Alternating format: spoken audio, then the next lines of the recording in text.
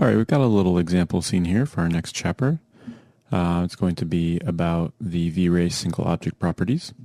This V-Ray single object properties is going to be kind of the backbone of our rendering pipeline in V-Ray, and it's honestly one of the best features workflow-wise that V-Ray has going for it. It's going to be able to give us controls over all of the general render stats that we're used to in Maya, like primary visibility, invisible, and reflections, and then it adds on top of that as well. So you can see in our scene here, we've got a kind of interestingly complex situation. So we've got some environment fog, some heavy geometry, there's some depth of field going on. For our test renders, I'm going to keep the depth of field off, but for now what we'll be able to see is the different ways that we can break out this scene that we've got here into a couple different render layers for optimized rendering and also, more importantly, control on the comp side. All right, so let's go ahead and first get our objects kind of grouped together here. As you can see, our outliner is pretty simple. If we kind of get this out of the way, if we look at our scene, we've got three V-Ray proxies for the cacti, a V-Ray displacement node that's for the ground, and then we've got our V-Ray environment fog, and that's really it. I've got two different cameras set up here, just some different compositions I was playing with. I'm just going to leave those in there as well, just so when you have this scene, you can play around with it as well. All right, so I'm going to group the ground, and I'm just going to put it into a group called background. And then the background cacti, these two guys, we'll just call this my midground. And then we'll just put this main cactus here in foreground. And so this is how I'm going to be ordering my whole scene here, and it's going to work really well with the V-Ray object properties. So the way we get this set up and the way we first access the V-Ray object properties, we're going to go to Create. And notice right now I have the group node for my foreground selected. I'm going to go to Create, V-Ray, Object Properties, and there's Apply Single Object Properties node to selection, and also Apply Multiple Object Properties nodes. Because I have these three group nodes, I'm actually going to want each group to be in its own V-Ray object properties. So I can select all three of these. I can now go to Create V-Ray Object Properties, Apply Multiple Object Properties nodes to selection. And you'll see it automatically names it. We've got background, foreground, midground. And if we look at this node, we can get a little bit more and we can see what's going on. So a lot of different functionality with this. You can see we can override motion blur samples, override object ID. If we wanted to just simply skip rendering an entire set of objects, we can do that. But the area that we're going to deal with the most is really going to be right in through here. So you can see we've got some visibility options as well as some matte properties.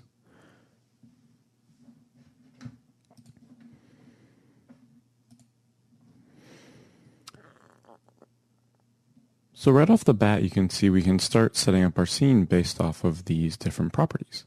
So with this little example, we're going to do a couple different render layers, and we can start setting some overrides on these to see how it all works. I'm just going to go ahead. You can see my lighting in this is pretty straightforward. It's just a simple sun and sky setup. You can see we've got my sun and sky node there in the outliner. And what I'm going to do is select the V-Ray sun and all three groups, and I'm going to assign them each to a render layer. And we'll just call these background, we'll just put BTY for beauty, foreground, and midground. And I guess we can order these a little bit different. We can go foreground, midground, background. There we go, kind of matches our outliner now. And what's important with this setup is that I do want to go in and make sure that all of these objects and the lights corresponding to them are interacting with my scene. So when I go in and turn off primary visibility on the foreground and midground objects in the background, they're still going to be casting shadows and affecting reflections and holding out the fog, say. So I'm actually going to need a fourth render layer as well. And that's going to be for my fog. So V-Ray 3 does have some new functionality where we can actually control the camera rays and essentially the primary visibility of the fog as well. All right, so I like to leave my master layer alone, so I can always do my test renders in my master layer. And then I can bounce up into these other render layers to see the individual passes as they are. So first, let's start with our background. The background's probably the easiest. So for the background, I want to make sure that my midground and foreground objects, which are the three cacti, are going to be hidden but still interacting, which is called primary visibility off. So I'm just going to select my V-Ray object properties here. And let's just create a render layer override by holding down right click, and we'll turn that guy off. And then on my midground, we'll do the same thing. So primary visibility is now off. And what's really great about this system is that you'll notice if I expand these, I only have the group nodes assigned. And so I can actually very easily, let's say I had another cactus, or, we'll say this sphere here represents a different cactus. I can just simply drag that into my foreground group, and it's going to inherit all of the properties from that V-Ray object properties. We'll just get rid of that now. All right, so I'm going to save my scene file here, and let's just do quick IPR render.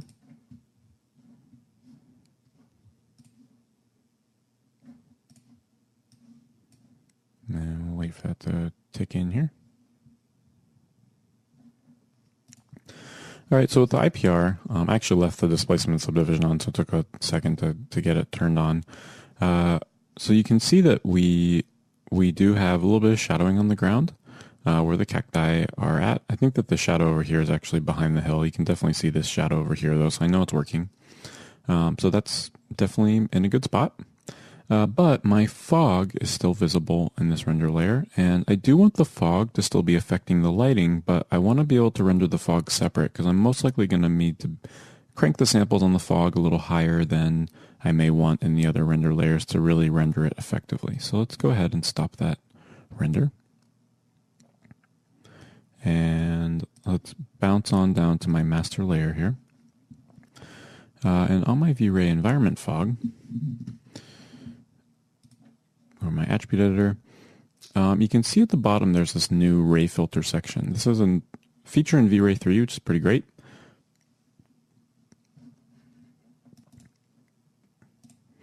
It's definitely something that was missing, which is cool.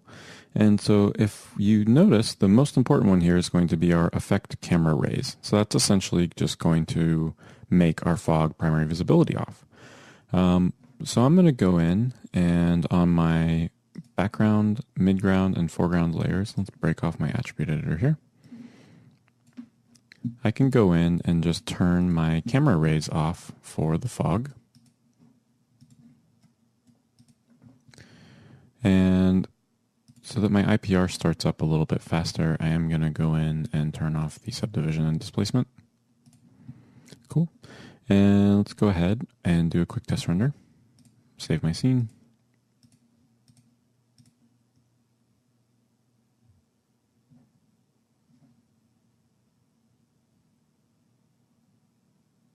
Oh, sorry, foreground pass. Let's go back over to that background.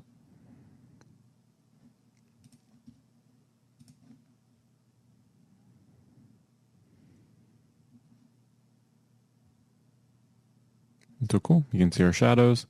And even though it may not seem like it, the fog is still going to be in this layer and affecting the lighting. So we can actually see this if I was to create a sphere on the ground right here.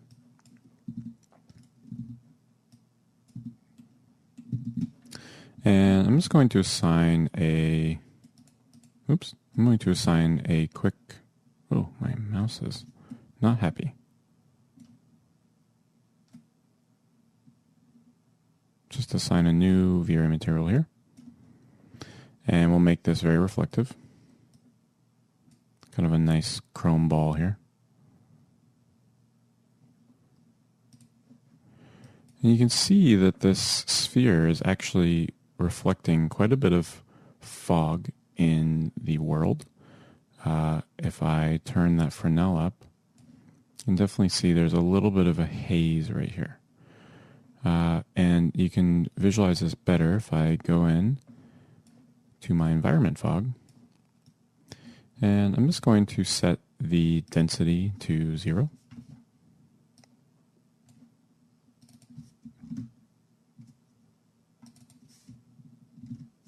And you can see that layer of fog right across the ground.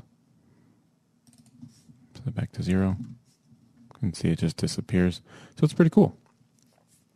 I have my fog height relatively low, so it's kind of just feeling like there's dust blowing across the ground. But the camera's kind of submerged inside of it, so it is definitely going to be affecting the lighting of the props and the assets around it. So let's turn that density back up to 1, just so that I know everything is working okay. And we'll get our IPR out of here. And I'm just going to delete that sphere. And now let's take a look at our midground pass. So the way I want to set this up is going to be on the compositing side, my midground can lay over top of my background, and my foreground can lay over top of my midground and background. What this means is that on my midground pass, I'm going to want my foreground objects to be primary visibility off. But on my background, we're going to do something a little bit different. We're going to take advantage of V-Ray's matte surface options here. And what this is going to do is essentially make the camera rays, this is essentially a little ray switch operation, and we can make it so that the camera rays are solid black and holding out the alpha. So what we'll get is the ground that will be cutting off the bottom of our objects here, and it'll go in and render solid black wherever we see it. So let's turn on matte surface and our alpha contribution to -1. And we're also going to turn off this generate render elements checkbox. If you leave that on, it's going to be still generating things like normals passes and depth passes into the render elements. So you do need to make sure to turn that off. At this point, it's also worth mentioning that I really should be rendering on black. So I am going to go in and create layer overrides on my background texture and break that connection on all of these passes so that I'm not visualizing that sky up in the... So that I'm not visualizing the sky in the render at all. I don't want that baked in. I'll just do that in comp instead. So let's go back over that midground pass. So you can see our matte surface, alpha contribution -1, generate render elements off. Notice also I am leaving primary visibility to on. And let's go ahead and we'll save our scene file again and we'll IPR this.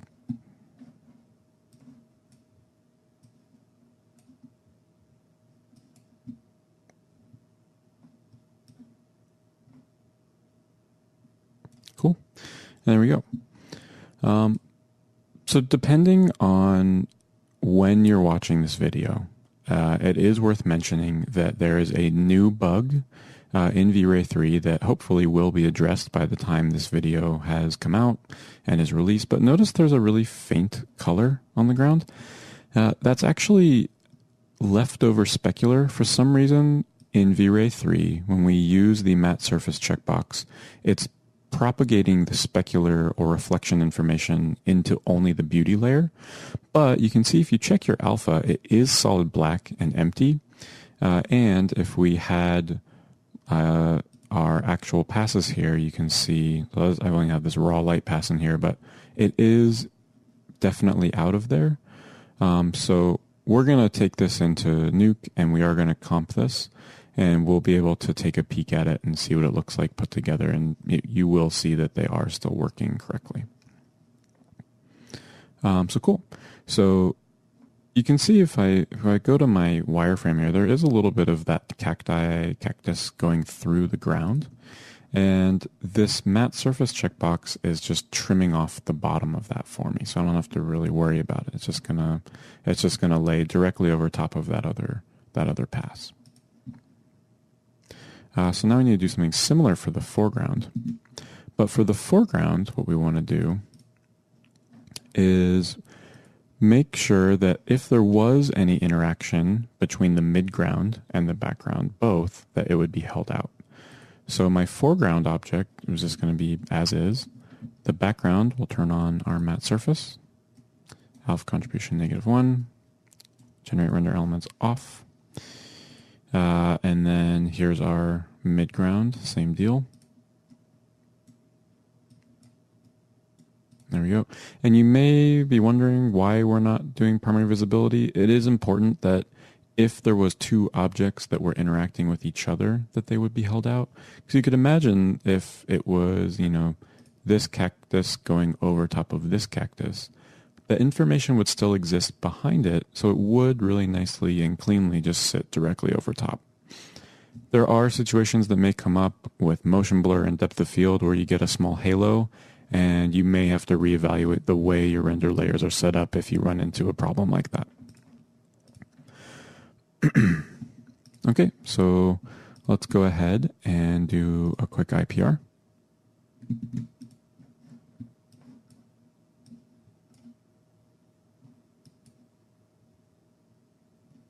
And so there's our alpha, and there's our color pass. It's working pretty good. Same deal on the background here. You can see that we do have that weird artifact of the specular, but do note that that's totally okay, and the alpha and the passes are going to come through fine.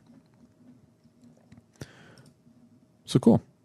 So the last pass here is going to be our fog layer. And so for the fog, let's go ahead and first things first, let's get our fog turned back on. Oh, it already is because there's no override on this pass. And for our objects, we want all of our objects to be holding out the fog. So I can just go in and I can just do the same matte surface overrides. Matte surface on, alpha contribution to -1, generate render elements off. For all three sets of objects. Just like that. And what I should end up getting is, let's save our file. Yeah, I IPR this. Oh, our background's still in here for the time being. So I need to go into my render settings and let's create that layer override and break that connection. And you can see, pretty awesome looking pass. We've got our fog across the bottom of the frame sitting on the ground, and all of the cactus are holding it out, the cacti. You can see the hills kind of rolling around too. And if I look at my alpha pass, I get this really beautiful, almost depth looking element. And that is exactly what I would have expected.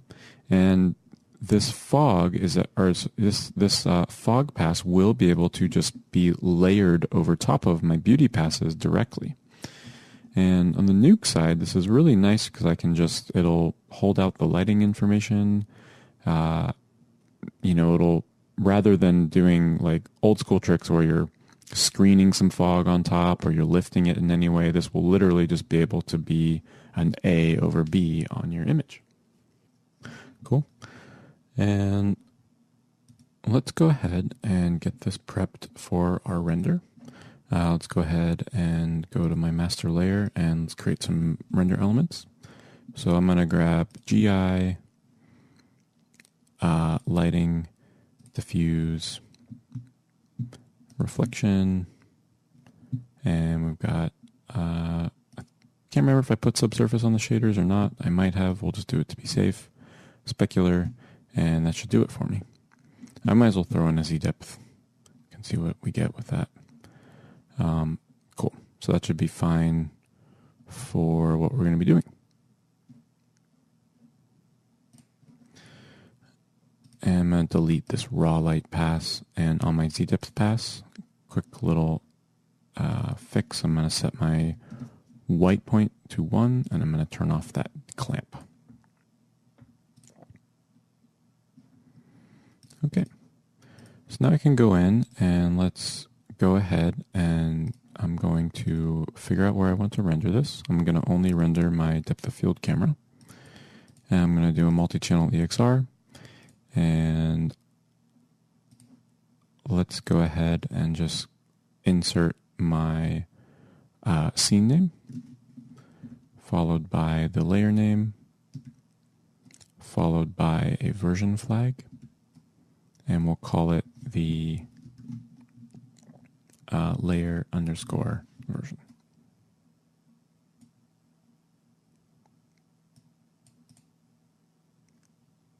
Cool. And then our version flag will just be 1.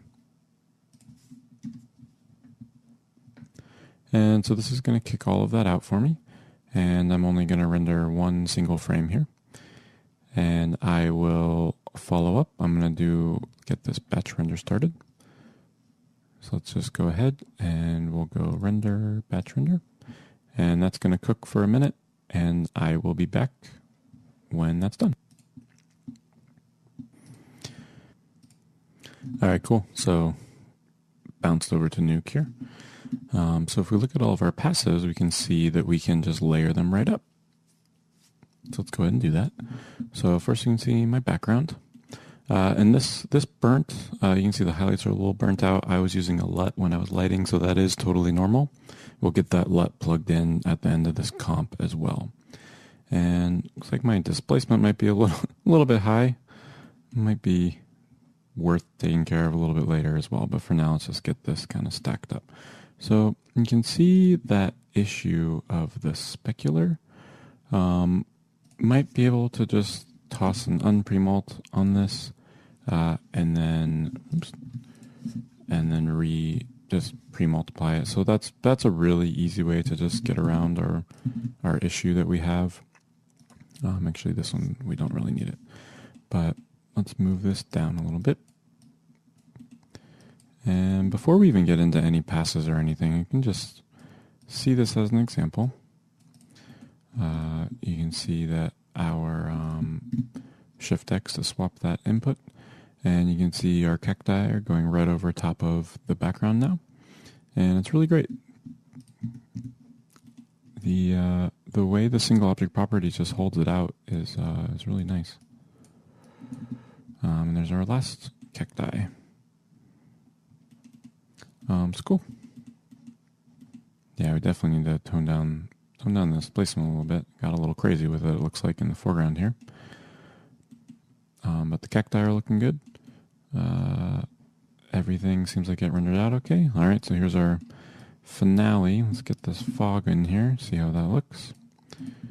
And looks pretty cool. Looks nice.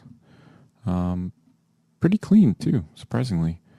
I was actually expecting that to be a little bit harsher. So you can also see if I was to create a quick constant here. Okay, let's get our full size format set correctly. Set that to HD where it should be. And let's just go ahead and give myself a nice cool blue color here.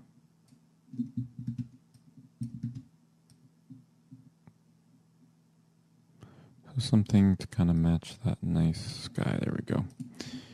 Cool. And let's give that a alpha as well. And then tuck that directly underneath. And it's feeling pretty good. I definitely want to swap that sky. You can always render you could render your background if you wanted to. If you want to render the actual V-Ray sky, you can do that. You can also put it into a background render element so that you have it available. I do prefer to render on black in this situation where I do just want to use my beauty pass. If I had that sky baked in on this render, you can see it'd be kind of tricky to get in there and actually utilize this. So cool. So let's just, last but not least, let's toss a vector field node down here. And we'll say color space in Cineon, color space out sRGB. And just need to dig out that LUT. Oops. So we got a little error. Let's load that LUT in here. So these are, I just found some of these online. You can search for any .cube file that'll work with the V-Ray frame buffer. I'm going to use this one right here. And you can see how now that's feeling pretty close to where we were in the V-Ray frame buffer. So cool. It's looking really nice. And so now let's see how this works with the passes. We could go in and maybe just on this guy right here. Let's just move him over on this side. And I'm just going to go and do a unpremultiply all passes. And then I'm going to shuffle out the passes that I need. Let's get this lined up. There we go. So I'm going to start and I'm going to have my GI.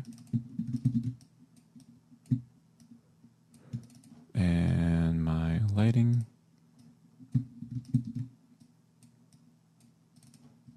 Specular.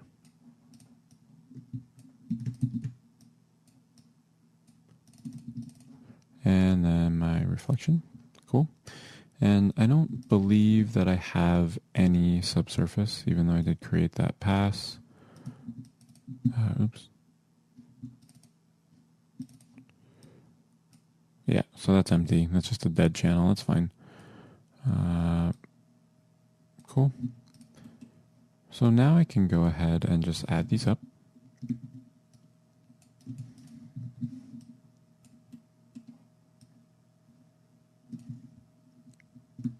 We'll just merge them together. And we'll set that operation to plus. And I am going to need to get my alpha channel back in here, because you can see that my alpha is actually just currently the luminance. So I'm just going to hit K for a copy node there, and we'll just route that right back up to the top. And you can see that that is now taking that alpha and sending it back down, where then the CG gets pre-multiplied and goes directly over top. So now I do have the ability to go in, and if I wanted to do any type of color work on this cactus, I can do that. Whatever type of organization you want for your nodes is fine. Generally, I will work in a kind of top to bottom method. I definitely recommend that for anybody. But you can see now we can utilize these V-Ray passes. So you can see I could maybe crank up the intensity of that GI a little bit. Lighting's looking pretty cool.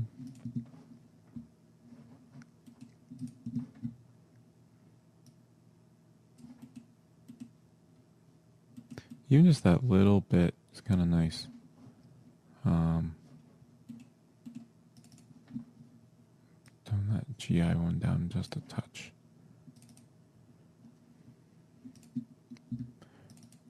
And the specular there. Looks like I've only got specular on the spines. And I always prefer when I'm doing this kind of color corrects and stuff like that, that I do go in and make sure to have a balance between looking at the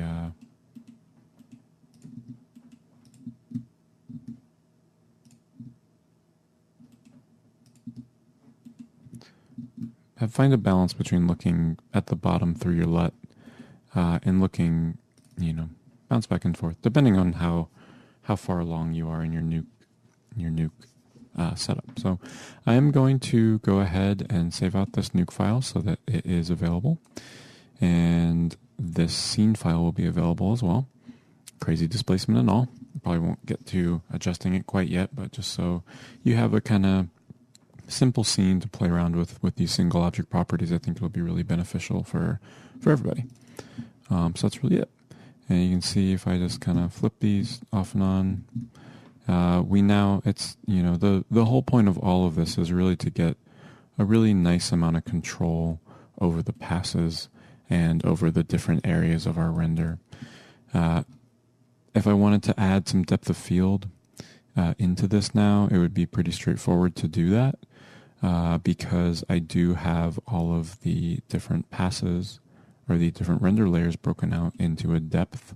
So if this, just as an example, if I throw a quick defocus node right here, and I start pulling that out of focus, you can see, well, it is in the fog, so I probably would need to rethink that, but subtle shifts, I can still see through that. I don't get any weird matte lines. But for my fog, that's a trickier thing. I probably wouldn't be able to do any depth of field on this one on the post side with that fog like that. So we might have to figure out something else. So that's cool. So that's the introduction on the V-Ray single object properties. You're definitely going to see it popping up all over the place when you are out working at different studios. I also highly recommend that you kind of do, let me pull up our Maya session here. You know, this setup can be the beginning of a lighting template for yourself. It's definitely a really nice workflow to just go in and already have a template that's your foreground, midground, background. Maybe you have all your render elements already connected to them. It's definitely a really nice way to start working. Because then, generally speaking, I would say probably 4 out of 5 shots that I work on can fall into this type of template where you get foreground, midground, background. Sometimes even just foreground, background is great. Every once in a while, sometimes we just do solid beauty pass, but usually more often than not, it ends up being that certain things get updated at other times compared to others, and you do end up having different elements rendered separately against one another. So that's the single object properties, and we'll go on to the next thing.